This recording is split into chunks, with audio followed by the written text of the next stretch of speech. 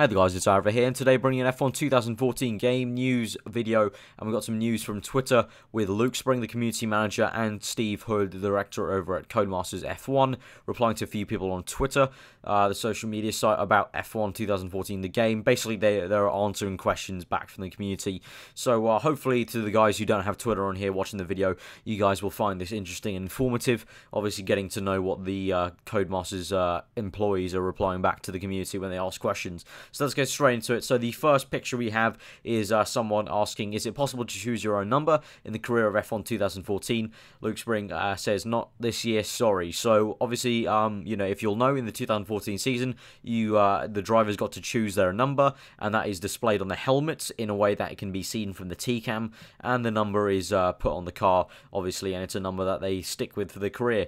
So Luke Spring says, not this year, sorry. So that hopefully means it'll be maybe in the next gen version in 2015 next year, or maybe just a year to come. You know, it's very tricky for Codemasters to do, and you know, I want to say this before anyone, you know, posts anything in the comments. You know, before you get all negative, it's not their fault when they can't do it. It's literally a fact of the FOM, Formula 1 management, that manages all the media of F1, will not allow it in unless it's, you know, done properly, and these things could take like up to a year to get it properly, you know, like, okay, this is what you're allowed to do, this is what you're not allowed to do, this is how it's going to work.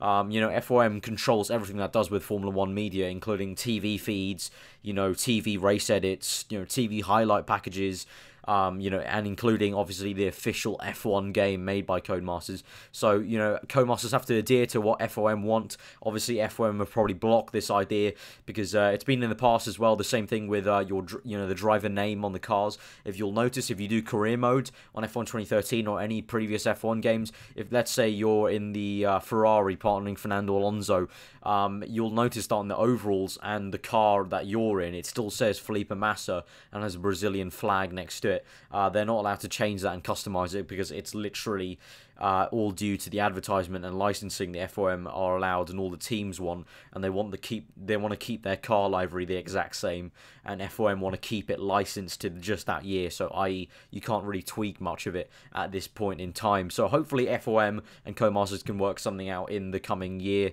or so. But you know, sadly, this will be something that's not in the game. But obviously, it's not Codemasters' fault. So I just wanted to point that out because I've seen a lot of negativity and crap about stuff they can't put in, but a lot of the time it's not down to them, it's just down to the FOM and the licensing you're allowed. There's a lot of legal issues that need to be adhered. So going to the next one, Steve Hood is replying to someone and says, the AI in 14 have been improved, particularly in pace around a lap. So that's quite interesting. That's quite good to see that if the AI are improved, particularly around a pace around one lap. So that basically means maybe in qualifying that will be a lot faster, and in the race their pace will be a lot more. Because I think also in qualifying on Legend AI, yeah, they can challenge you maybe, but you know, to be honest, most people, once you've practiced up and are pretty okay at the game, you could probably beat the Legend AI by at least half a second. I mean, in my Ultra Mod career mode, if I was to qualify my Williams, I would probably out-qualify the AI by at least maybe a second on some tracks. So hopefully this means that they'll be a lot closer to us in qualifying.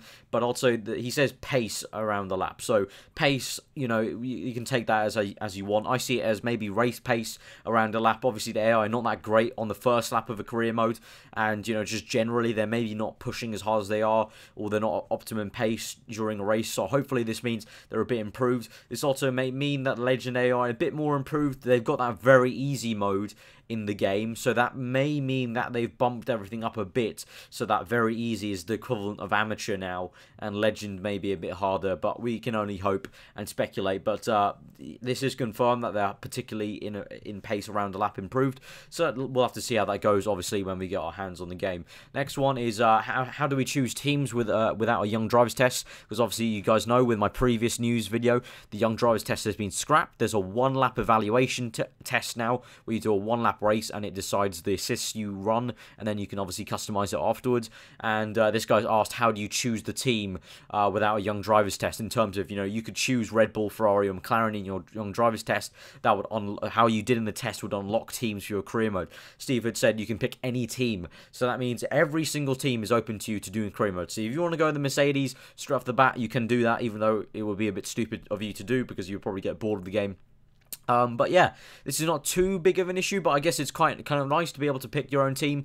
So people who who want to hop in a Ferrari can, and people who are maybe not as fast and maybe struggle even going against amateur AI can pick the Mercedes and car and enjoy career mode straight off the bat. It also means stuff like you don't have to wait to get a certain team. I know myself that I always like to maybe try and get a McLaren or a Red Bull drive. So potentially you could get straight into a McLaren or Red Bull straight off the bat.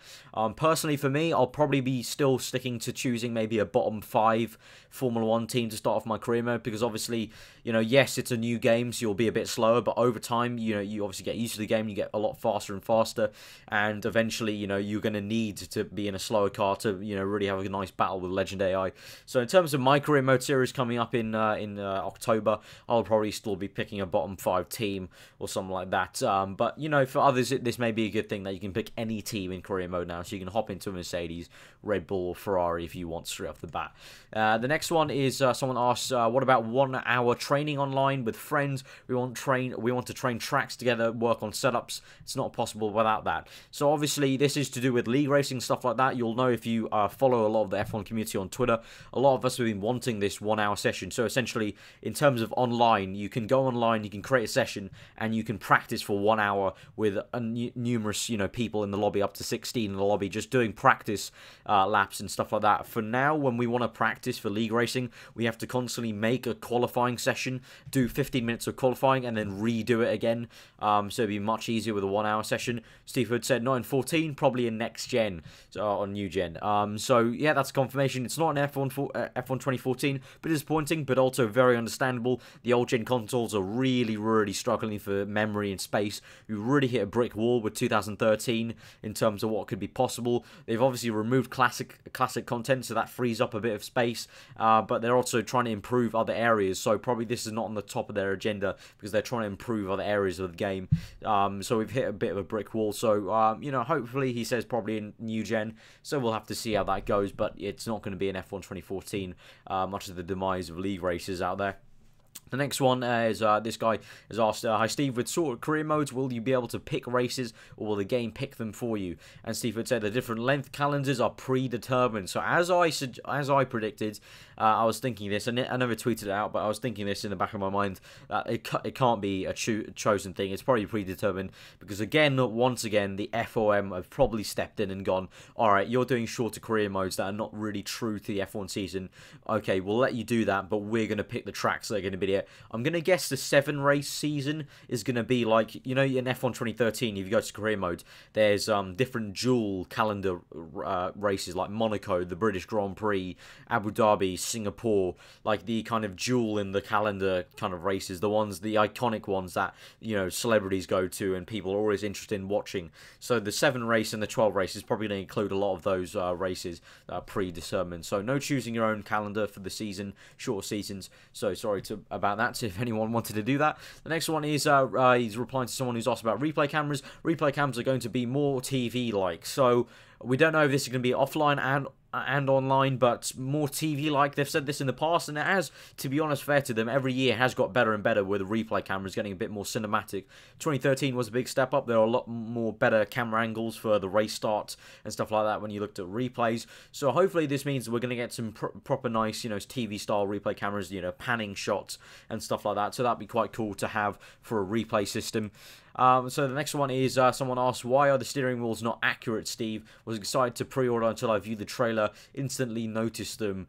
So obviously I'm going to put a few screenshots up right now. If you look closely, the steering wheel of the Sauber, the Mercedes, and the Toro Rosso with the LED screens look all the same. They're all the same coloured buttons. They're all in the same placement, and the screens all look the same. The steering wheel shape is a bit different, but they all look pretty much the same. Steve Hood's replied, "Oh, in the current trailer, building's still going on." So everyone fretting and going crazy in Codemasters forums and on Twitter and stuff about the steering wheel being the same, and oh screw you Codemasters. You got to wait and be patient. This is the first trailer we've seen, and things are obviously still being built. So hopefully we'll be seeing different steering steering wheels there, I would be very surprised if they look the same, because ever since 2011, they've gone with custom steering wheels for each team, you know, true to real life. So it would be quite, you know, very odd if they steered away from that just because they've got new LED ones. And this next one's saying, utterly disappointed in that there's no FP1 and FP2 in F1 2014. Steve Hood said, I previously said that we'll add it back in once there are gameplay reasons to run more than one session. So that's sort of confirming that the R&D, the research and development in career mode, has not been improved. There won't be anything new with R&D. It will literally be, you know, do 3 laps in FP3 to get an upgrade. There won't be any improved R&D stuff for F1 2014, because obviously he's mentioned that there's no gameplay reasons to run more than one session yet. So hopefully that will be in the new gen. Obviously, maybe, you know, they're building a lot of stuff from the ground up in 2015, but they might be looking at improving the research and development and maybe getting FP1 and FP2 back in there, because at the moment there's really no point. I got to agree with Steve, there's no point having FP1 and FP2. What are you going to do? Are you honestly going to do simulations for the career race? Because otherwise, if you're really going to do that, you're taking it a bit too seriously, and you're probably kidding on how much of a simulation this game is. It's not going to be that beneficial for you to do some like long runs in FP1 and FP2. You can pretty much be fine just winging it during the race and just, you know, doing your strategy as you go on. So this is not much of an issue for me. So that has been the F1 2014 news for today. Some stuff from Twitter. Hopefully, if you guys don't have Twitter, that you find this video interesting and you could see what the co-masters have to say back to the community on Twitter. So if you guys did enjoy that video, give it a like. If you found it informative, then do tell me in the comments and tell me your thoughts on some of the stuff. And then, yeah, subscribe if you're new for more weekly F1 content, including F1 2013 career mode at the moment, doing 100% races, and also obviously more F1 2014 news as it comes out. I will try my best every week to see what sort of news is happening either via Twitter or any sort of news sites or anything like that. So I've been aarava. Hope you enjoy the rest of the day, and I will see you guys next time.